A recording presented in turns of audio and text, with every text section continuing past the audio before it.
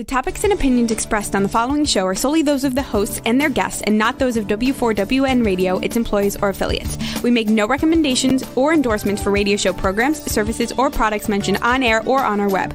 No liability, explicit or implied, shall be extended to W4WN Radio, its employees, or affiliates. Any questions or comments should be directed to those show hosts. Thank you for choosing W4WN Radio. This is Beyond Confidence with your host, Divya Parekh. Do you want to live a more fulfilling life? Do you want to live your legacy and achieve your personal, professional, and financial goals? Well, coming up on Divya Parekh's Beyond Confidence, you will hear real stories of leaders, entrepreneurs, and achievers who have stepped into discomfort, shattered their status quo, and are living the life they want. You will learn how relationships are the key to achieving your aspirations and financial goals. Moving your career or business forward does not have to happen at the expense of your personal or family life, or vice versa. Learn more at www.divyaparekh.com, and you can connect with Divya at contact@divyaparekh.com. This is Beyond Confidence, and now here's your host, Divya Parekh. Good evening, listeners. Monday evening, fun time. Time to be with you, and I just love it. So folks, for those of you who have got my books, I so appreciate you because the profits from my books, you can see them in the back. The Entrepreneur's Garden and Expert to Influencer go to entrepreneurs impacted by COVID-19.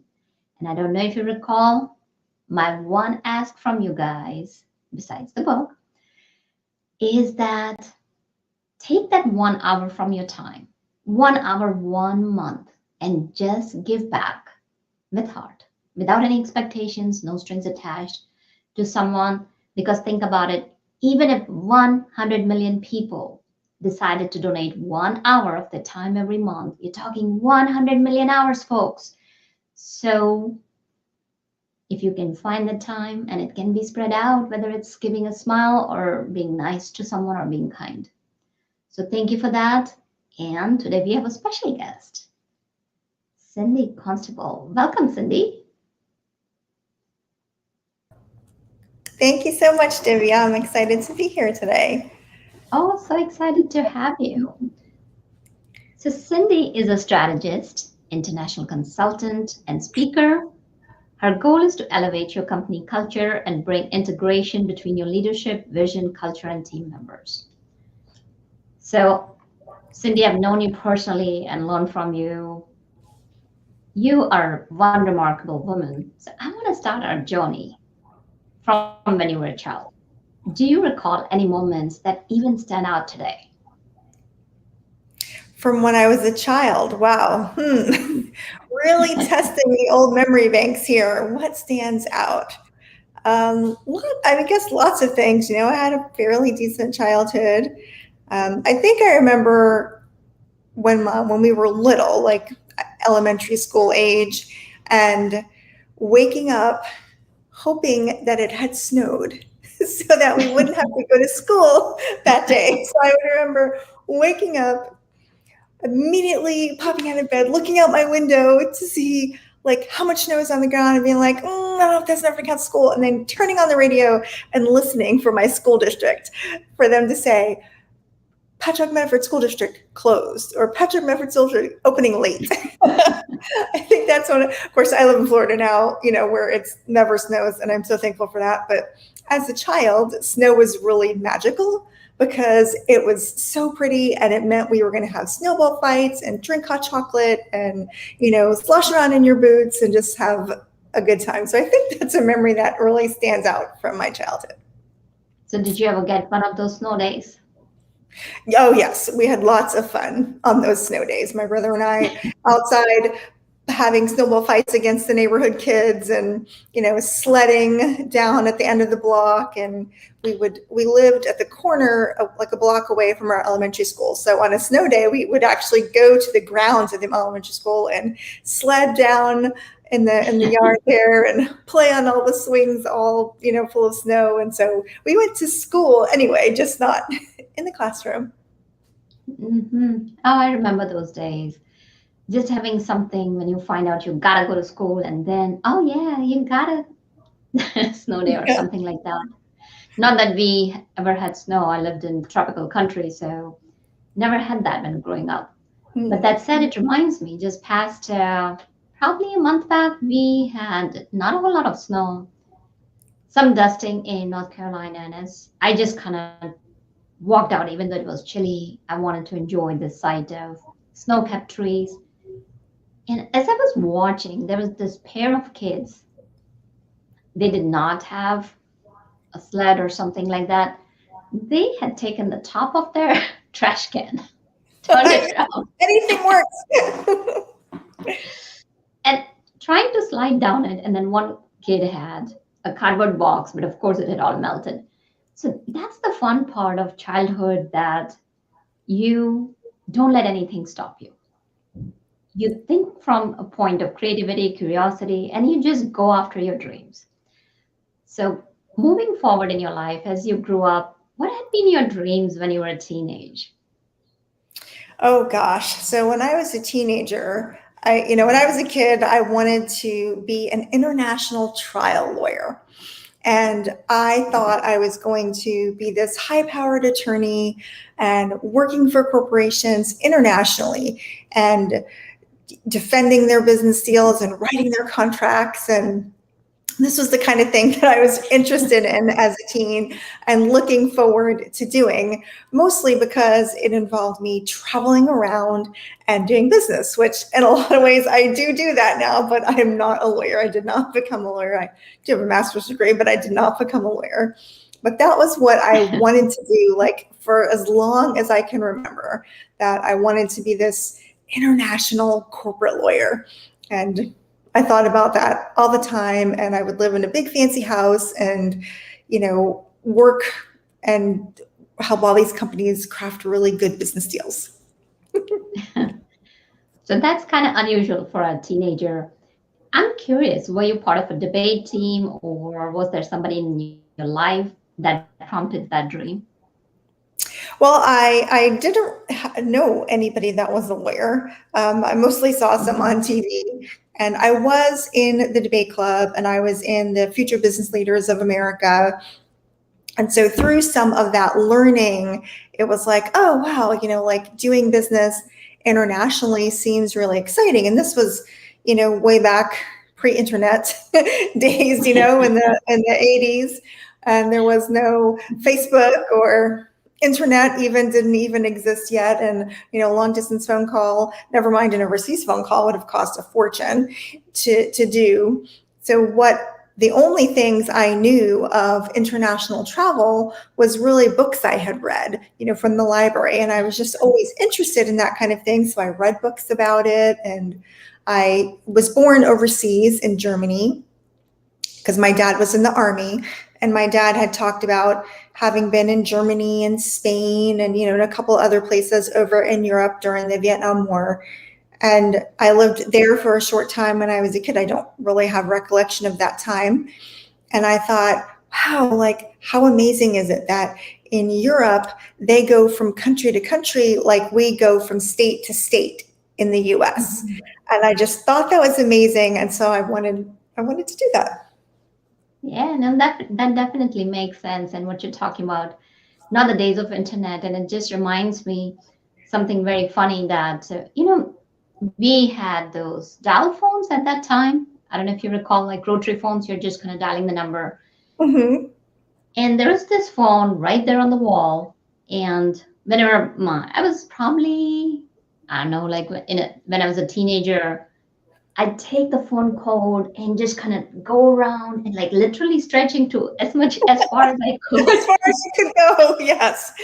And pretending to talk to my phone as if nobody was there. And of course, after half an hour or something, I'd hear my dad just kind of, all right.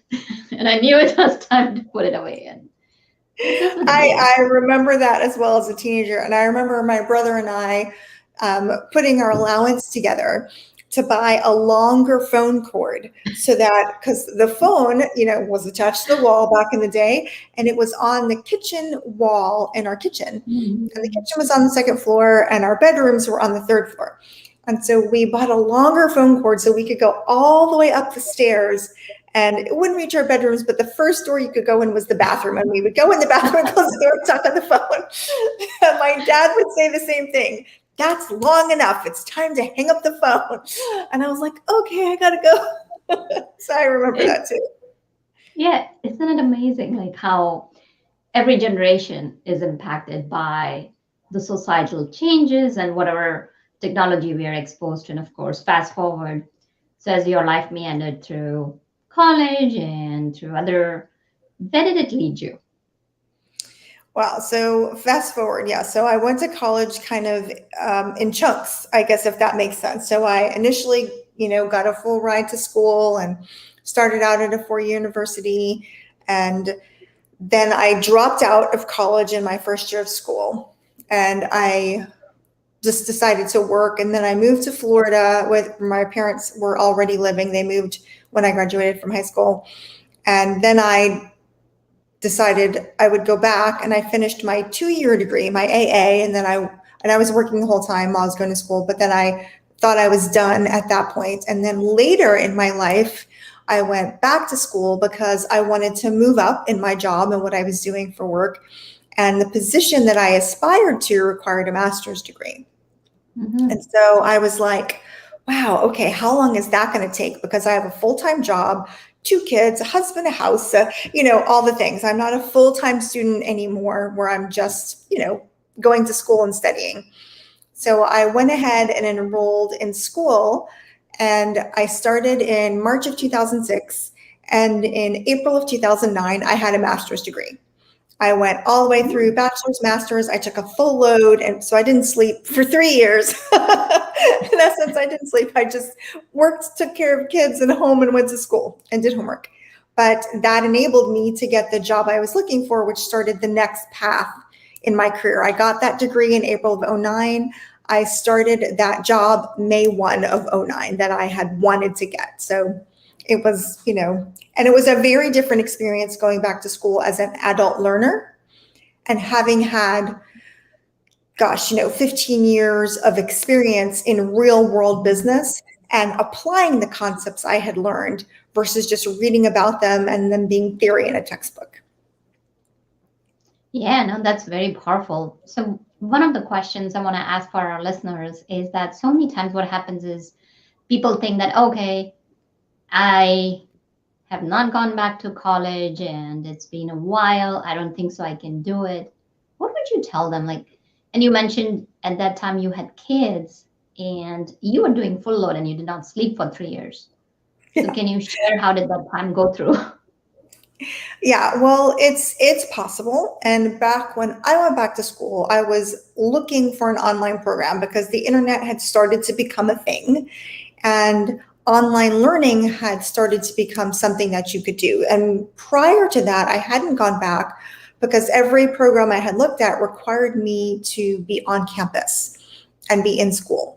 And so even for night school, that wasn't going to work because I was the budget director for a county and I often worked late, worked nights. The government doesn't close. There was county commission meetings and things that needed to happen that I couldn't guarantee that I could make it to a class at 6 o'clock every day. And then I had 2 kids and a husband and, they played travel sports and all the things. And so when I found this program that allowed you to go 100% online, which was very new concept at the time, I was like, oh my gosh, I think I could do this. And it was St. Leo University, and they had the program because they had a military portion. So they helped the military, people who are in the military, to go to college while they're abroad. So they had this program. And they had opened it up for regular folks who are non-military to do. And so I enrolled. And what I would say to people is it just takes discipline, well, especially going to school online. And depending on where you live, pandemic-wise, everybody's online right now, but it really takes discipline. So I had to really have my schedule be very disciplined. Every day on my lunch break for work, I would close the door to my office. I would hang a sign on the door and say, testing in progress, study in progress, do not enter. And my staff knew, don't talk to me for the next hour because I would have to take an exam or study or have my study group or do my homework or whatever. But that hour was gold. And then after my kids went to bed, I studied for a couple of hours. And then on Sundays, usually, if my daughter didn't have any softball games, I spent the day like reading, writing papers, doing homework, and my husband's job was to entertain those kids anywhere but at home. Because if they were home, they were, mama knocking on the door, And so that was our life for like 3 years until I got my master's completed. But it took a lot of discipline on my part to just set aside the time and make it non-negotiable in my schedule that this was what I was going to do.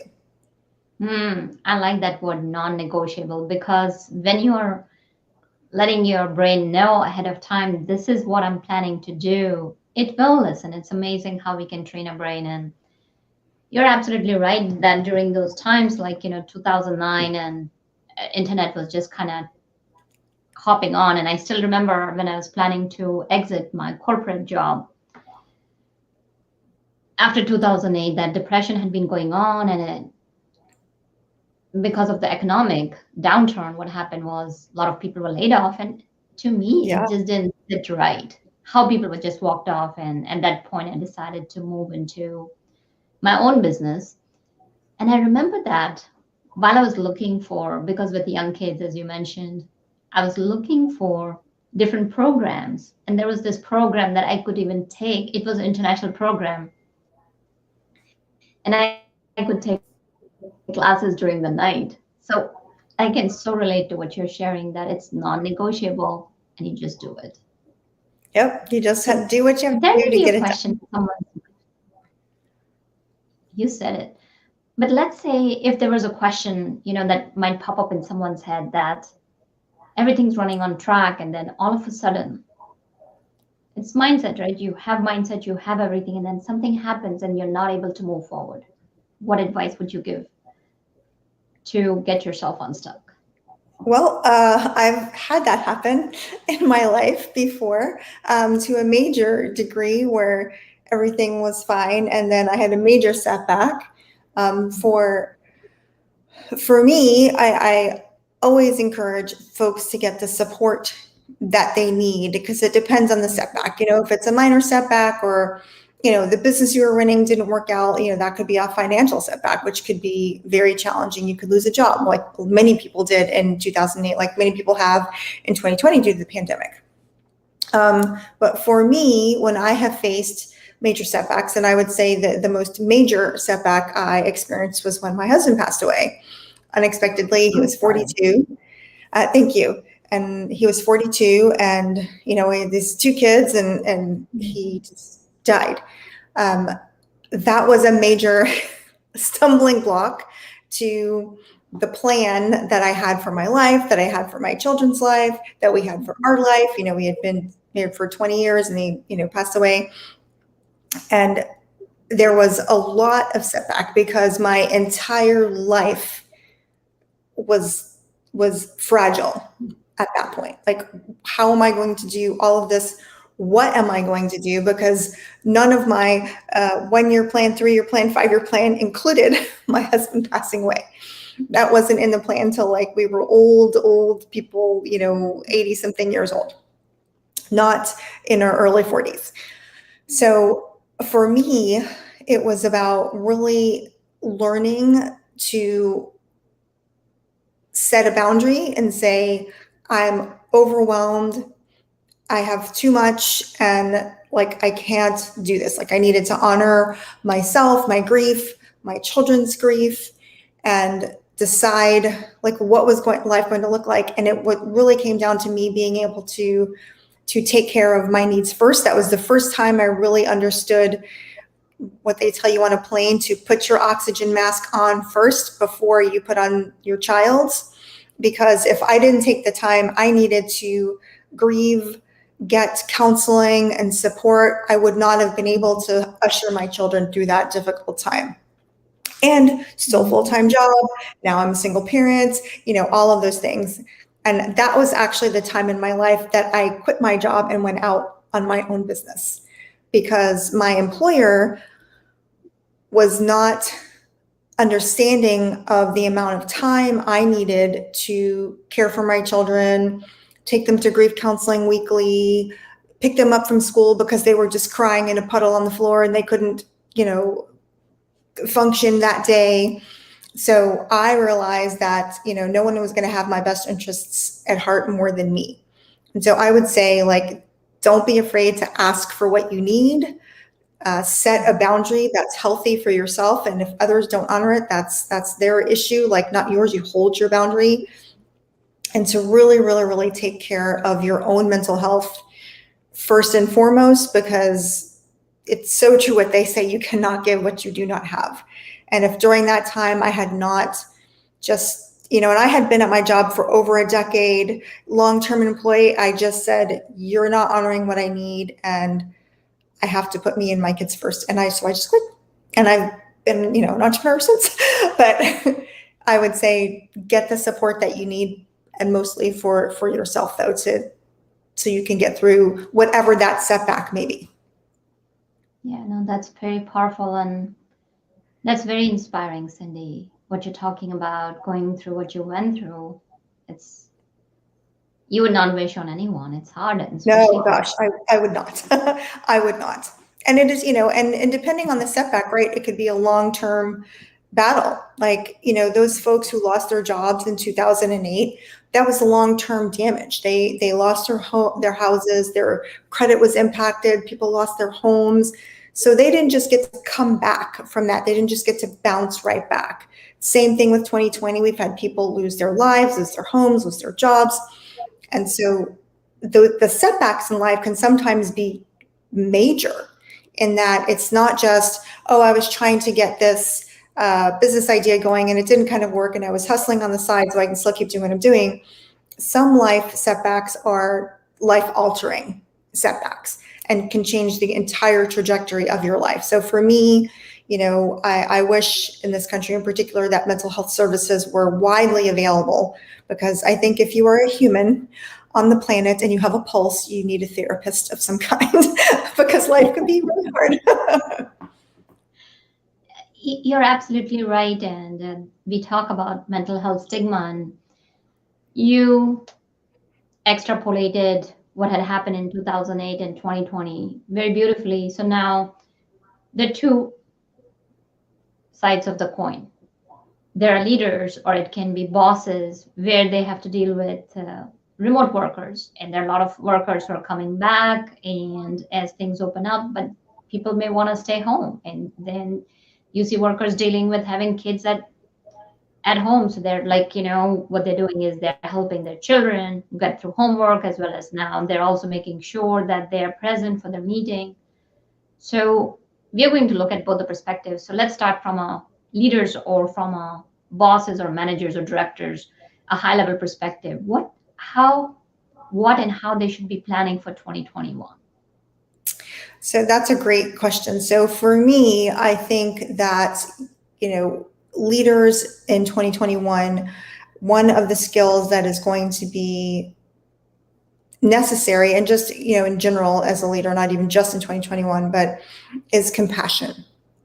Compassion for your employees, compassion for all the stakeholders involved in business. And, I'm running a business. I understand that there are things that need to be done, and, you have clients to serve, and employees' feelings come into play. But for me, your most important asset as a business owner is your human capital.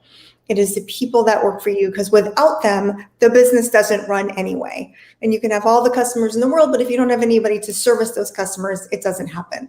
And I think we oftentimes as leaders can run short-sighted of that fact, that we need to treat our employees with the utmost respect and compassion and care, because they are not disposable parts that can just be replaced. They are human beings, and they are whole humans. And especially with the recent focus on, social justice and decolonization and anti-racism, and just living through a pandemic, for crying out loud, there's a lot of stressors placed on the employees, and equally a lot of stressors placed on those managers, because those managers, those leaders are humans as well. So we are human first, and keeping that in mind, that we are human first, and understanding that, the old playbook, the old HR playbook of how we may have managed employees really needs to be rewritten with the design of being a human first organization,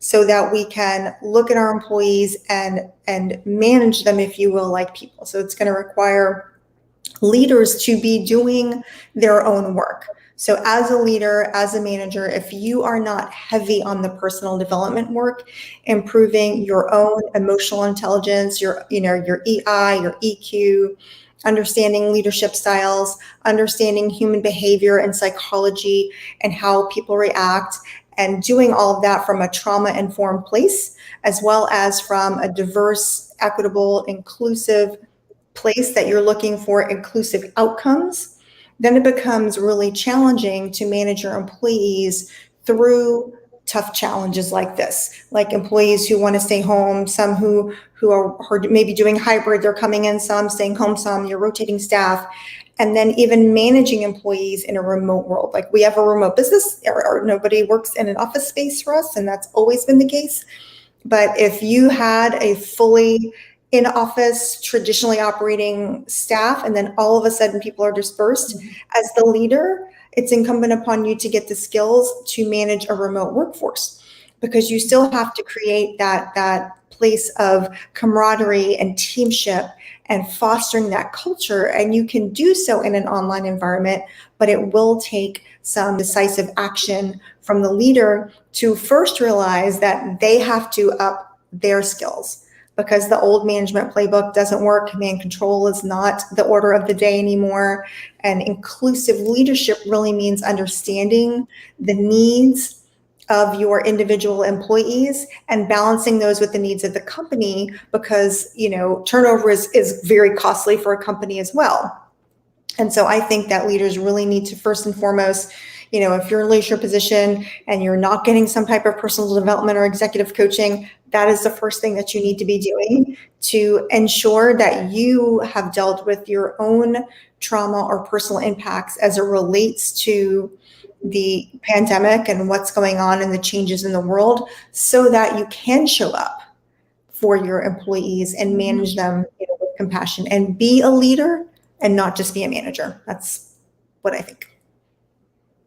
That's very powerful. And you said something very, very powerful that stood out for me, is that continue working on yourself, because it's very critical. You're a human being too. And when you work on yourself, when you're working on your personal development, then not only you're showing up for yourself, but you're able to show up for your employees.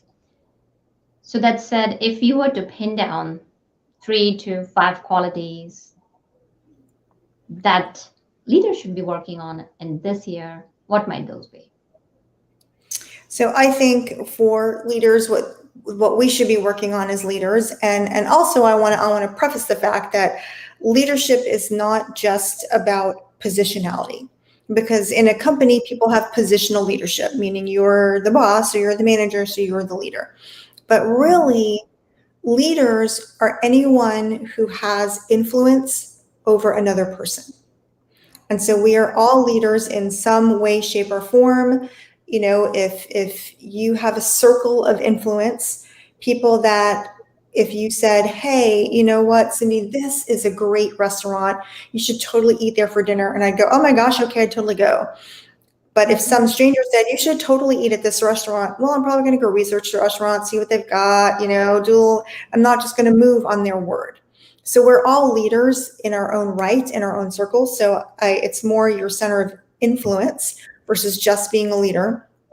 And so I go back to still the personal development, because as leaders, as humans, or as business owners especially, we often will work hard on all of the technical skills, some sales training, marketing training, how to do a chatbot or a funnel, or how to get published and paid, or any number of things. And we neglect the personal side, the personal skills. What do I need to do to be a better human, to increase my capacity for empathy, to increase my ability to actually communicate with other human beings? Because talking and communicating are not the same thing. Communicating is a two-way exchange of information that is understood by both parties. And instead of giving directives, for me, it's really, really going to be important that leaders work on their selves first and foremost, understanding that what we've been through collectively on the planet via the pandemic is a traumatic experience. And there's been social unrest and all kinds of things going on in the world. And depending on your proximity to those issues, you may be more affected than others. Maybe you lost someone to COVID, or maybe you lost your job, or maybe your best friend did. So understanding that still at the end of the day, like, it's always an inside job. And the better I am at unpacking my issues, unpacking my internalized, colonized beliefs, being an Indigenous person, understanding that, my lands were colonized, and how does that feel? And what did I learn from my prior generations and ancestors, and unpacking all of my own nonsense allows me to show up better. And I just think, especially in the workplace, there's such an emphasis on technical skill and a lack of emphasis on what we call the soft skills, if you will. And I prefer to refer to them as essential skills because, having been in a managerial position for 28 years of my career, we don't fire people for technical skills. We fire them for behavioral issues. And those behavioral issues are helped by doing the personal work. And as a manager or a leader, you will be better able to coach someone through those behavioral challenges if you have been doing your own work. So if your employer doesn't provide you with that type of training, I would encourage you to seek it on your own, get some executive coaching, which is a part and parcel of what I do, helping leaders to show up better in the world, and then use their voice in ways that grow their business. But really, really, really, for me, it's just going to be always come down to working on yourself and understanding your issues, because from there, you're able to do all of the other things. Absolutely. Some great nuggets here. And of course, I've seen you in action, Cindy. You are not only one amazing human being, but you're great at what you do. Is about bringing out leaders and people. So two things that popped up. One thing that you said is that it's not about positional leadership. It's about being in a place, and let's say even if there's employee at any position, they're always interacting with other people, whether it's remotely or whether you're in a manufacturing position or you are anywhere. Even if you're in a car shop, you are interacting with people. So by that, if you're in a sour mood, your energy will impact somebody else. So we've looked at from a positional leadership perspective, you have hinted upon quite a few things for people who may not be in that. But any other words of wisdom you'd like to add for people who may not be having title, but are still impacting people? Yes, and I think everyone's impacting people. If you're talking to other humans, you're impacting them. Even if you're in a place in the world that's still under a hard lockdown or quarantine, you're impacting people through your words that you're using on social media, through your interactions. So you're always having an energy exchange with someone else, and the energy that you're bringing to the conversation or to the interaction, comes through. Like, have you ever said, like, gosh, I don't really like that guy. Like, why? I don't know. I really can't put my finger on it, but something's just not right. You feel that energy exchange. Mm-hmm. And so even as a person who maybe doesn't have positional authority, and I think what sometimes employers fail to understand is your lowest rung employees oftentimes have the biggest impact on your business, because those are your front-facing employees, your customer service reps, your janitorial staff, like all of those essential workers that we learned about over the pandemic are front-facing, and they are a representation of your company. And so as an employee, if you are working for someone and you are not positionally in a place of leadership, you are a representation of the company that you work for. And then you're also a representation of yourself and of your family. And so this is always going to be my answer, working on yourself is going to just improve those interactions and those enhancements. And for those who maybe are struggling from a financial standpoint where you couldn't hire like a personal development coach, there are lots of low cost resources, books. YouTube is a fantastic place to start to learn some information for free. There's podcasts, there's articles, blog posts. So there's lots of free resources available to start on your own journey, because I think we're always, personal responsibilities always has to come into play. And, we are never really a victim. Bad things happen to us in life, and this is true, but I always have a choice on how I'm going to respond to those things. So I can choose to react from a place of trauma and pain and misinformation, or I can choose to respond because I have taken steps to improve my own station in life and improve my own emotional intelligence and my own personal well-being by seeking out resources to help me do that. Mm-hmm. No, definitely makes sense. It's about that transfer of responsibility. And when you kind of think about responsibilities, that, that ability to respond, kind of bringing it back to oneself rather than waiting for the leaders or waiting for somebody else to take action. You are preparing yourself and you're taking action. And you said something very beautiful, was that doesn't matter if they're the lowest rung employees, they are consumer interfacing. So I still recall this is in the good old days when I used to be in the corporate world, totally another lifetime. And sometimes I'd work late, and this wonderful gentleman, janitor, he just kind of come late, and we started talking. And as we were talking, I found out that he was very well educated and he liked doing this job because he could have his own day. And he was so well read, Cindy, that I cannot tell you, I learned so much from him. We would have some conversation, sometimes even half an hour conversation. So taking interest in your own personal development can go. And I had recommended them, and then later on I found out that they had just been brought as a substitute for some other company. And because I had made a recommendation based on our conversation, they were employed full time as the company to come and help clean that building. So you're talking about showing up, you never know where things can lead. And you talked about YouTube and all that. So can you share, you're a prolific writer. Can you share like where people can find your blogs and any other things that they can continue looking forward and learning more from you? Yes, absolutely. I mean, they can go to my website, cindyrconstable.com. It's my name, it's my website, and I have blog posts there. I write for Entrepreneur, I write for Thrive, Forbes and Elise, a couple of other places. So I have lots of work elsewhere. You can follow me on social media anywhere, Cindy R. Constable, all over social media, whether that be Facebook, Twitter, Instagram, LinkedIn. I use my name everywhere just to make it easy for people to find me, where I share lots of free content online, tips and tools about leadership, about publishing, about, any number of things. And I'm always happy to, lend some advice. So, feel free to DM me on social media, and I'm happy to, answer a question or point you towards a resource if I have one available. And folks, here's what I'll share, that you will find really, really valuable content, because what Cindy shares comes from heart. Not only that, it's value packed, and you'll get to learn a lot.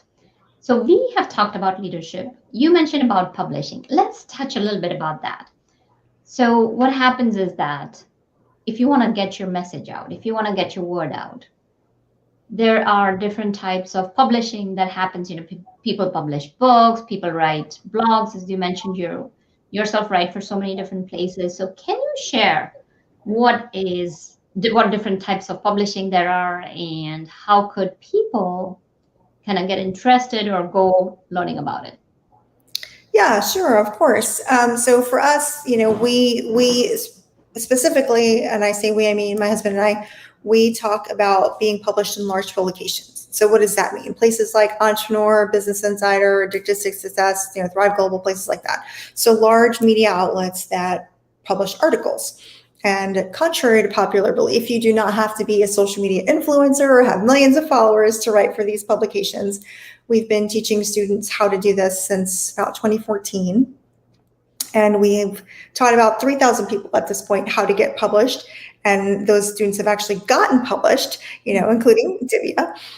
And so for me, it's about, using your brand voice. So you have a business, you have a mission, you have something that you want to get out into the world.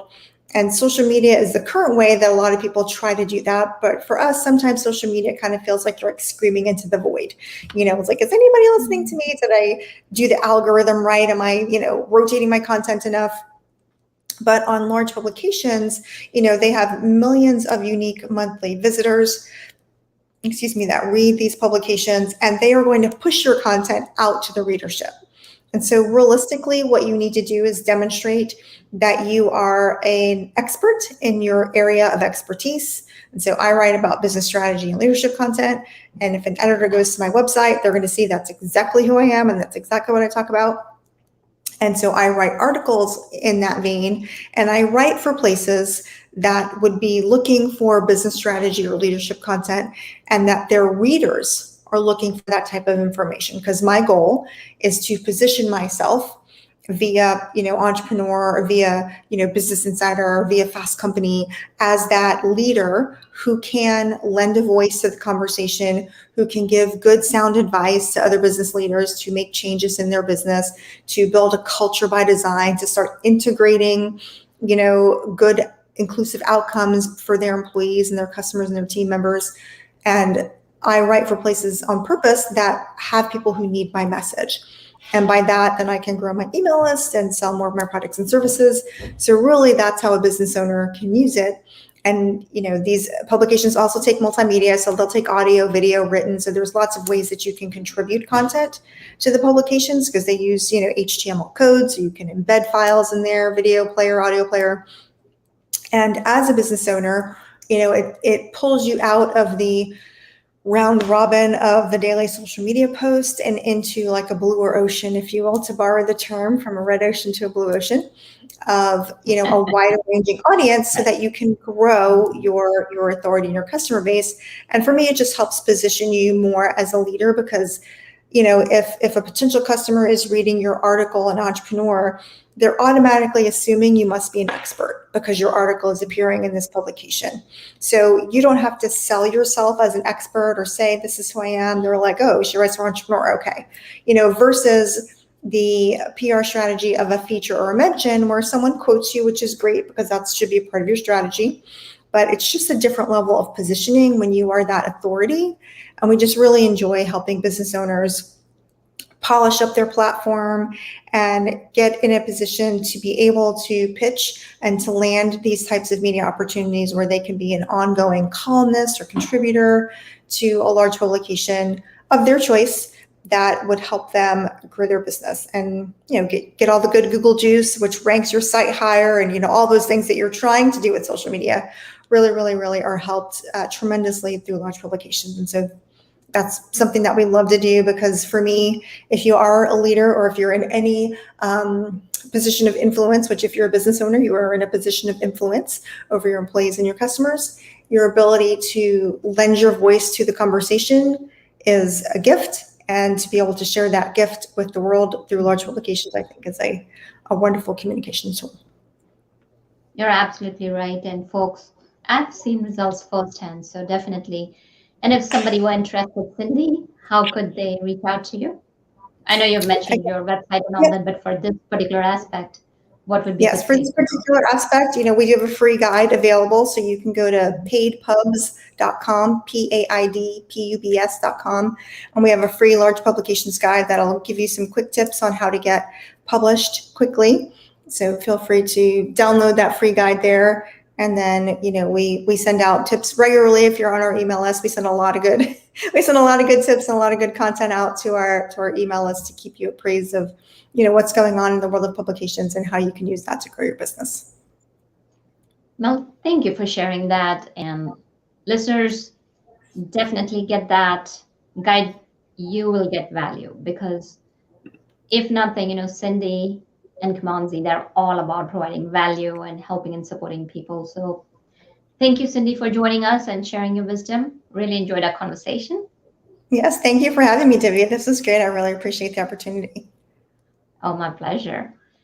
And listeners, thank you for joining us. And if you have any questions or stories or any needs that I can serve you and support you to make your lives better, reach out and share it with me as you always do. And I really appreciate your love and your support. And last but not the least, thank you, Rebel, for making the show possible. And until next Monday, be well. Take care. Thank you for being part of Beyond Confidence with your host, Divya Parekh. We hope you have learned more about how to start living the life you want. Each week on Beyond Confidence, you hear stories of real people who have experienced growth by overcoming their fears and building meaningful relationships. During Beyond Confidence, Divya Parekh shares what happened to her when she stepped out of her comfort zone to work directly with people across the globe. She not only coaches people how to form heart connections, but also transform relationships to mutually beneficial partnerships as they strive to live the life they want. If you are ready to live the life you want and leverage your strengths, learn more at www.divyaparekh.com. And you can connect with Divya at contact@divyaparekh.com. We look forward to you joining us next week, Monday, 8 p.m. Eastern Time.